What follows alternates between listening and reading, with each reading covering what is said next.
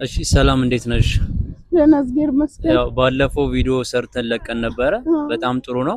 እስቲ ደግሞ በጣም ብዙ ሰዎችን ቪዲዮን የተቀባበሉት ስለሆነ ከዚህ በላይ ደግሞ እንዲሆን እስቲ በደንብ አሁን እስቲ ያለሽበትን ሁኔታ ምን እንደሚያስፈልግሽና ከዚህ በኋላ ደግሞ ላንቺ መሆን ያለበትን ነገር እንዲያደርጉልሽ እስቲ መልእክት አስተላልፊላቸው። ያው ያለሁበትም ቦታ መቼም በቪዲዮም ታይቷል።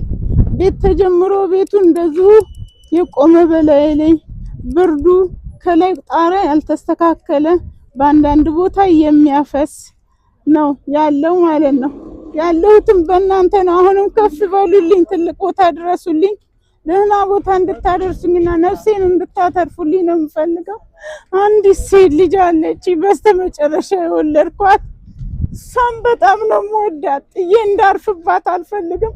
በሚያመኝ ሰዓት ሻርቤን ባንገቴ ላይ አድርጌ ለመታነቅ ሞክሬ ነበር። እናቴ ምን ነው እያለች ስታለቅስብኝ እንደገና ደግሞ ወደ እግዚአብሔር እየተማጸንኩ እዚህ ደርሻለሁ። አንዳንድ ነገር መቼም ይሄ ነው ምን እላለሁ ታውቃላችሁ። የቤትን ጉዳይና የቤትን ገበና እናንተ እንድትቆሙልኝ ነው የምፈልገው። ወገን ድረስልኝ ብያለሁ። እሺ ስለዚህ በዚህ በመታየት መልኩ እናታችን አሁን ሐኪም ቤት ትገኛለች። የተወሰነ ገንዘብ ተሰብስቦላት፣ ስለዚህ ሁላችሁም ያቀማችሁን እንድታደርጉ በእግዚአብሔር ስም መልእክታችንን እናስተላልፋለን።